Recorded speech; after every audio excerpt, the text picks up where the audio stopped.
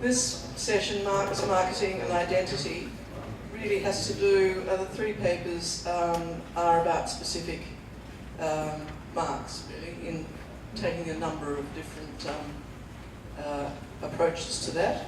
Our first paper is by Steve Campbell Wright, and it's called Imperial Echoes, One Company's Exploitation of Cultural Identity in Marketing Cars Before the Great War. I think it's about Daimler, isn't it?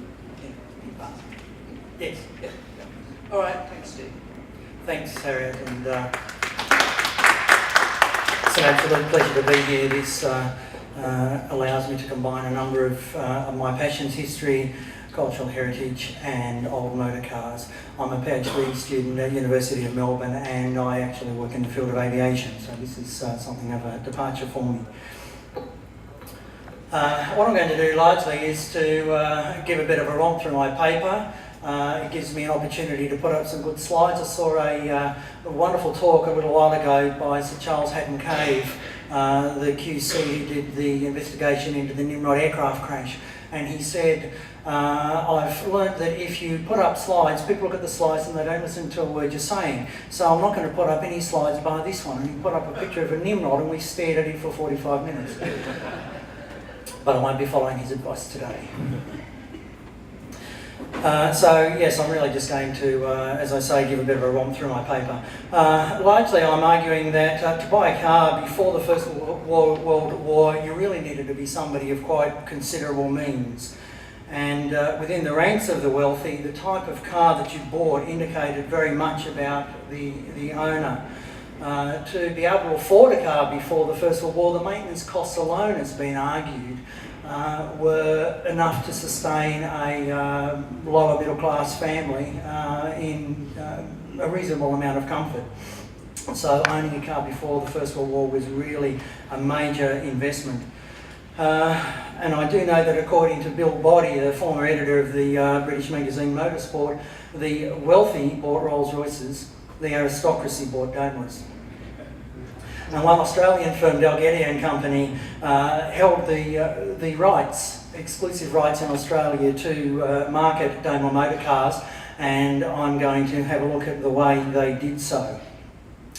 And as I say in the sort of formal part of the paper, this paper examines the marketing style and approach of Dalgety & Company in the years before the Great War, with particular reference to its sale of Daimler cars. It asks whether such marketing as a construct within social behaviour indicates and reinforces the social stratification of Edwardian Britain in Australia.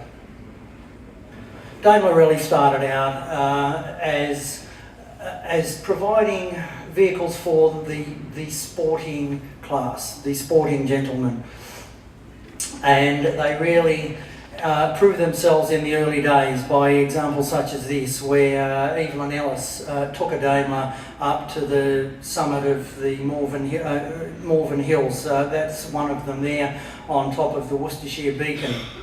And also Henry Sturmey drove a Daimler from John O'Groats to Land's End, one end of mainland UK to the other, in 1897, distance of over 1,300 kilometres.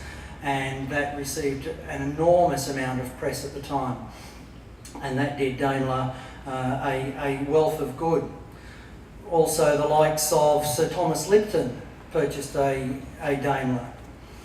He was a keen yachtsman as well, so the connection there between motoring as a sporting event or a sporting pastime, if you like, and the traditional sports, particularly the high-end ones of yachting and horsemanship and so on. There was a very, very strong connection there right from the start.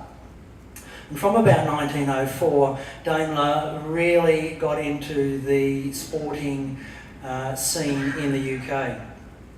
And in the 1905 season, and a couple of photos here from the 1905 season, they did incredibly well. The Mark historian St John Nixon claimed that Daimler won either first prizes or made the fastest time in no fewer than 60 events during that year.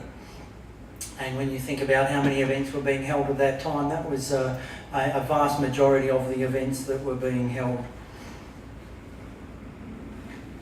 Now, in Australia, there was a small number of privately imported Daimlers that people had purchased and brought back, perhaps after a trip to UK and the continent, or perhaps back for family connections and so on.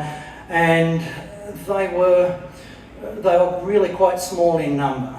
Richard Strelitz, the businessman over in Western Australia, Perth, he and his brother were quite well-known businessmen there, and Strelitz brought back a Daimler in 1903. Ernie Wagstaff also had one very, very early on, in about 1900. He subsequently bought another one in 1907, but they were really private imports. And the costs of those, prices of Daimler in Britain at the time, they ranged from £1,100 for the very top end one, which was a 7-seat limousine, and that's coming out at about $250,000 in today's money. And you could get the cheapest possible Daimler that you could buy was £675, which only brought it down to about $140,000 in today's terms. So they were no mean car. There's another shot there of Daimler being campaigned in the UK in private hands, and you'll probably see the scribble up there. It's August 1st, 1908 at Brooklands, and that was quite typical of racing at the time. Stripped down cars, take off everything you don't need, take off the mudguards, take off the bonnet, only keep the essentials, take off the back part of the body, and race it with the least amount of weight you possibly can. And also, I guess, find the smallest mechanic you can, because you usually had to race with a mechanic on board as well. Let me see, there's no preview here. Here we go. This is one of those privately imported cars. This is Ernie Wagstaff. It's a 1907 Daimler, and he took an epic journey from Melbourne to Adelaide across the Coorong, and was famous for being the first car able to cross the sand drifts in that overland trip. And you'll see the photo there at the top right. There's some matting laid down where he and his party needed to put that down to get across the sand. And in the bottom right photo there, the perennial problem, of course, of all motorists of the time.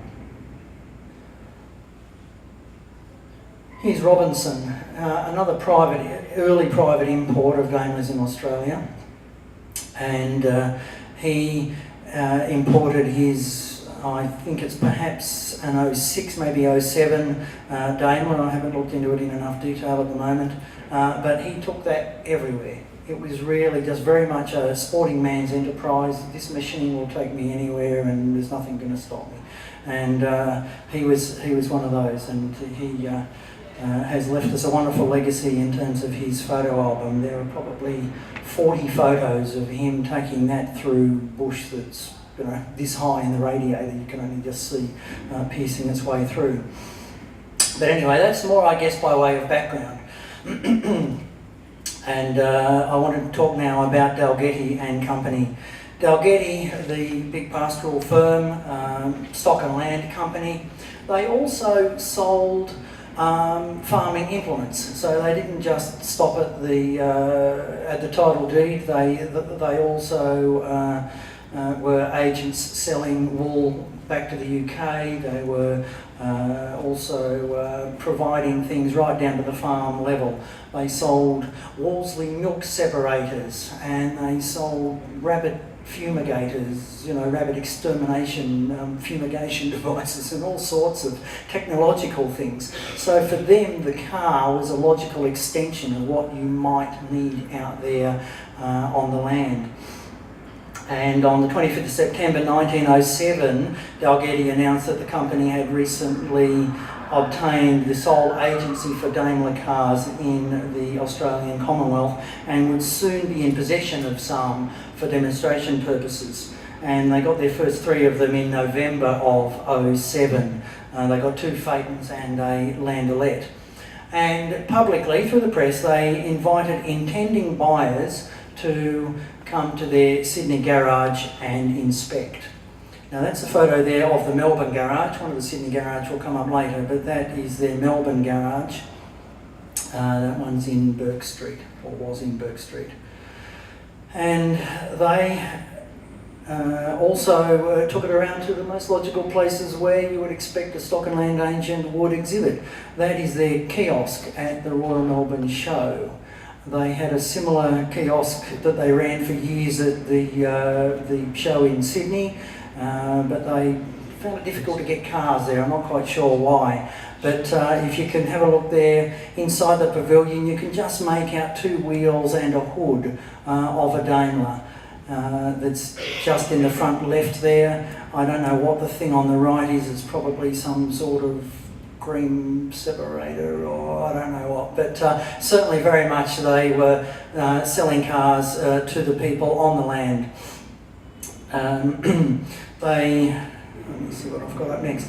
Their way of advertising initially started by saying that Daimler cars were strong, Daimler cars were dependable, Daimler cars were reliable, and giants in strength. That was very much the early advertising they used. And there's another one there, the dazzling Daimlers. And they spoke about speed and reliability and hill climbing.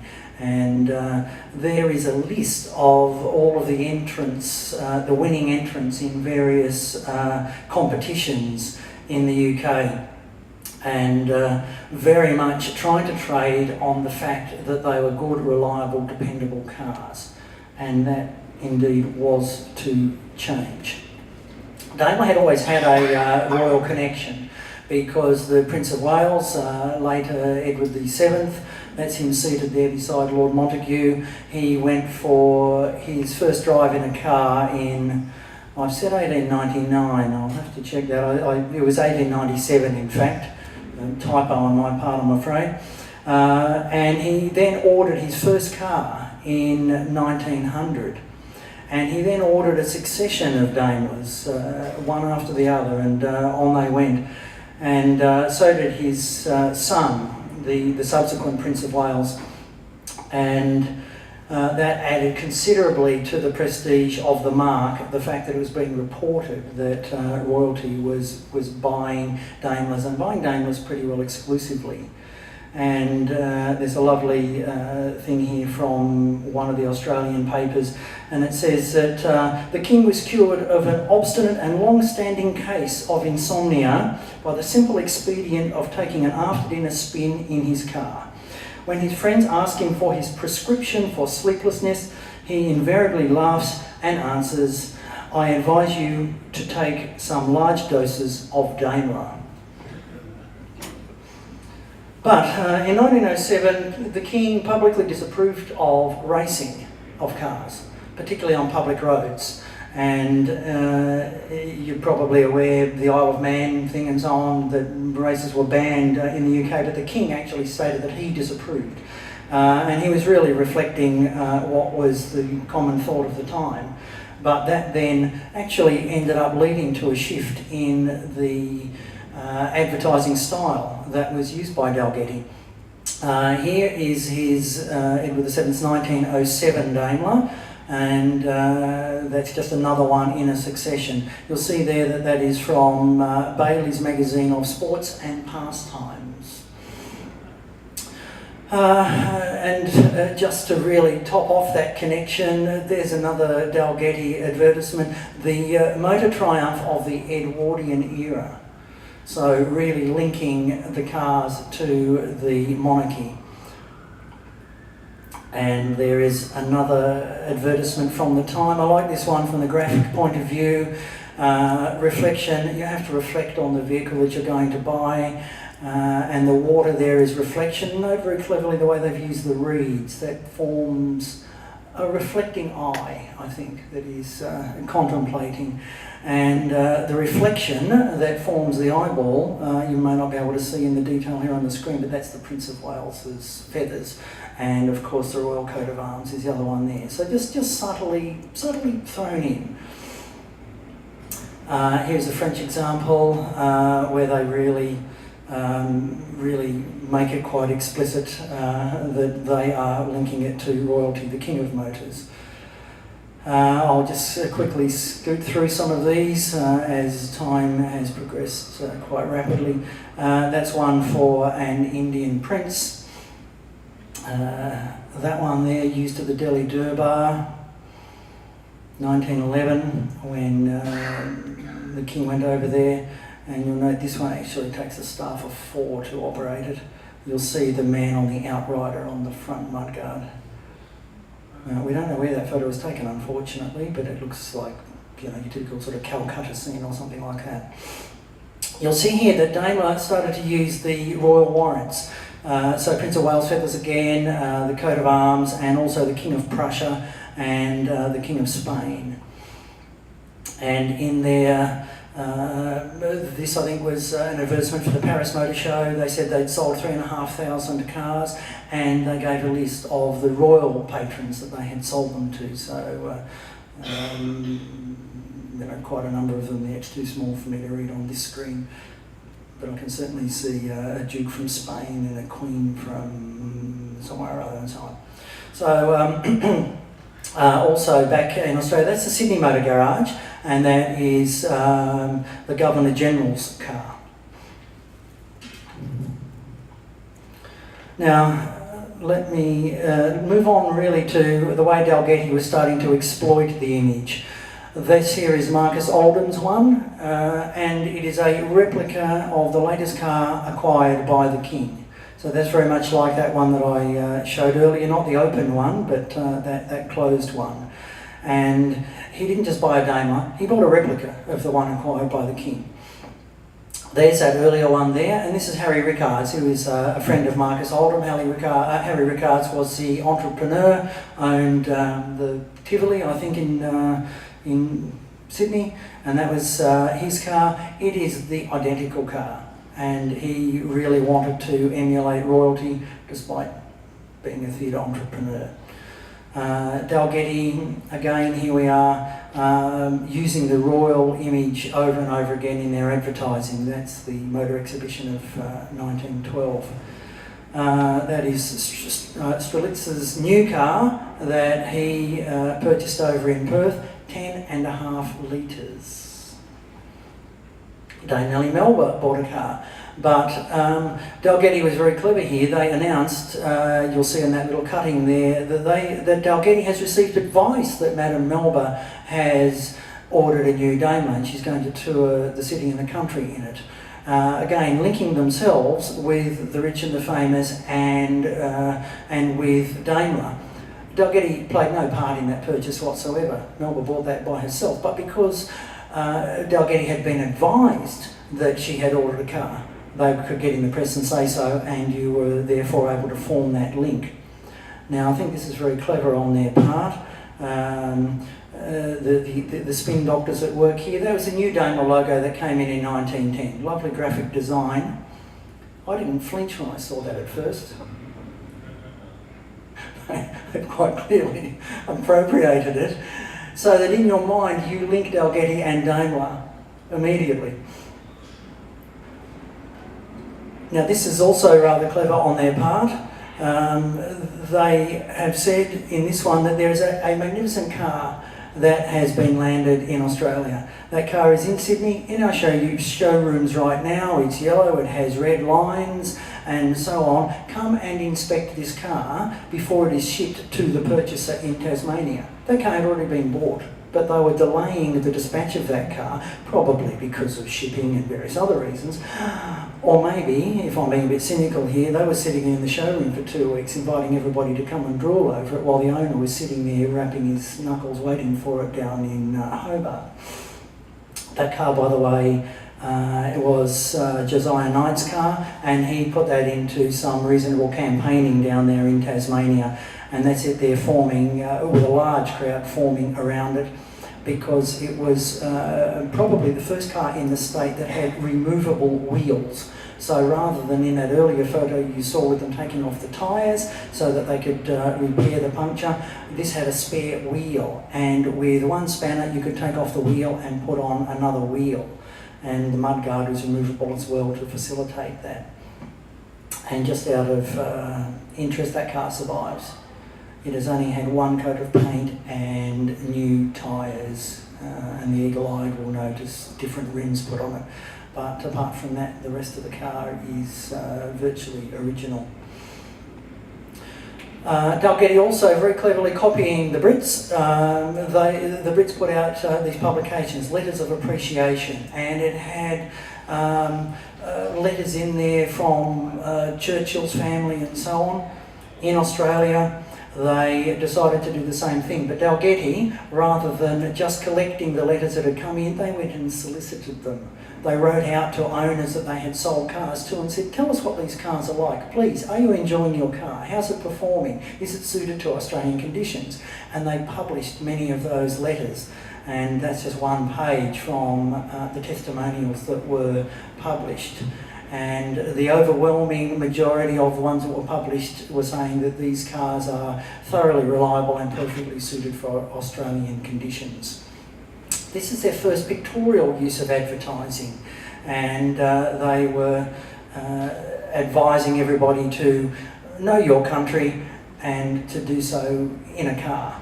And the fine print says if you sit on a train, you'll only see what the train shows you. If you get in a car, you can see whatever you want to see.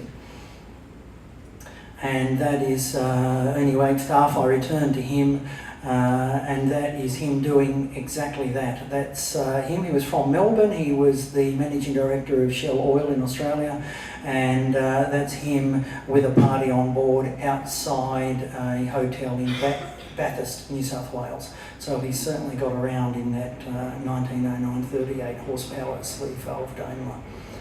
A magnificent machine. So largely, I guess what I'm saying is that apart from by word of mouth, a very clever company like Dalgety used all the spin they possibly could, and rather than just advertising to those who could afford, say in Town and Country Journal and The Land and so on, they advertised very, very widely, and in so doing they set up a stature for the mark of Daimler, and they really created an aspirational tone to their marketing. And they are not satisfied with the old maxim that explains why Daimler didn't ever have a radiator badge, which was that if you don't know what it is, you can't afford it anyway. Thank you.